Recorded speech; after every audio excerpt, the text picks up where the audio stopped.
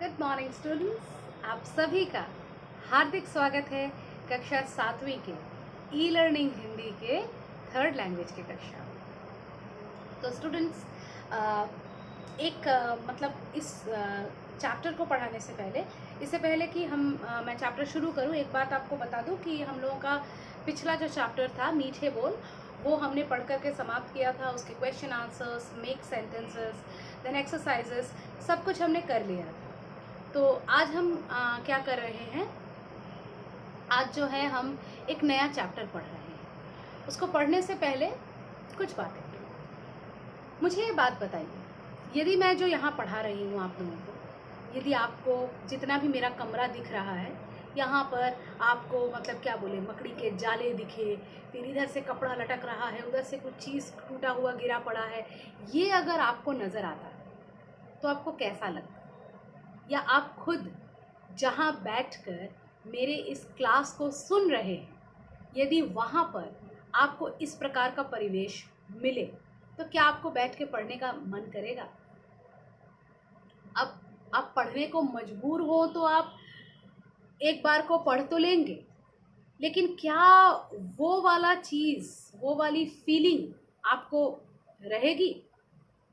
वो अच्छा लगने वाला फीलिंग आपका रहेगा, जो कि आपको एक अच्छे से साफ़ सुथरे कमरे में, मैं ये नहीं कह रही हूँ कि बहुत सारे अच्छे से फर्निशंस हो, मीन्स फर्निशमेंट यानी कि बहुत कुछ सजाया हुआ घर हो, कीमती कीमती सामान हो, ऐसा नहीं, लेकिन एक साफ़ सुथरे टेबल चेयर पे बैठ के, जहाँ पर किताबों को बहुत अच्छे से सजा करके रखा गया है, वहाँ पर अगर आप खुद भी अच्छा एकदम साफ़ कपड़ा पहनकर बैठ के पढ़ाई कर रहे हैं, जो मनोयोग आपको मिलेगा, क्या एक अस्त व्यस्त से लग रहे कमरे में आपको वो मनोयोग मिलेगा?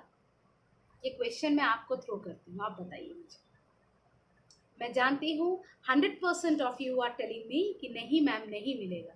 अच्छे साफ कमरे में, अच्छी तरह से सजाए हुए, एकदम ऑर्गेनाइज्ड से कमरे में हमको पढ़ने में अच्छा लगेगा, है ना बच्चों?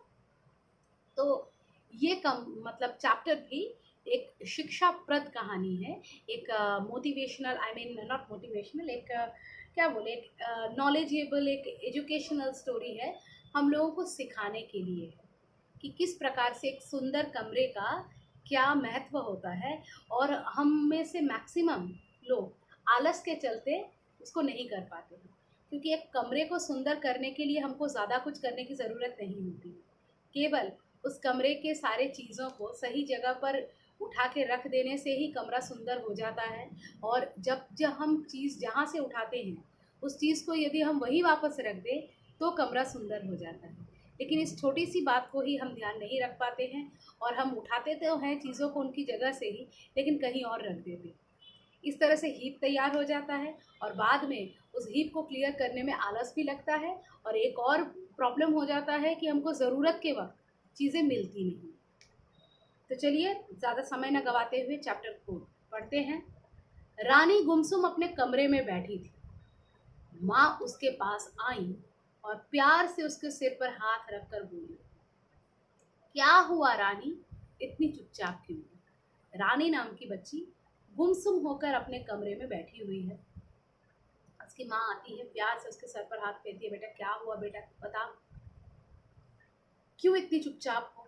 रानी ने धीरे से कहा, माँ आज मैं अपनी दोस्त अलका के घर गई थी। रानी कहती है कि माँ आज मैं अपनी दोस्त अलका के घर गई थी, उसका कमरा भी देखा जो बहुत सुंदर लग रहा था। मैंने उसका कमरा देखा, मुझे उसका कमरा बहुत सुंदर लगा। बहुत अपसेट है, दोस्त के घर से होकर आई है, और जब से दोस्त के घर से होकर आई है तब से बहुत अपसेट है, क्योंकि दोस्त का घर उसने देखा और दोस्त का घर देख करके उसको बहुत दुख हुआ, क्योंकि दोस्त का घर बहुत सुंदर था। प्रिया कहकर वह सोच में पड़ गई। किस लिए सोच में पड़ गई, क्या हुआ है, इसको हम अगले क्लास में जानेंगे। तब तक के लिए धन्यवाद।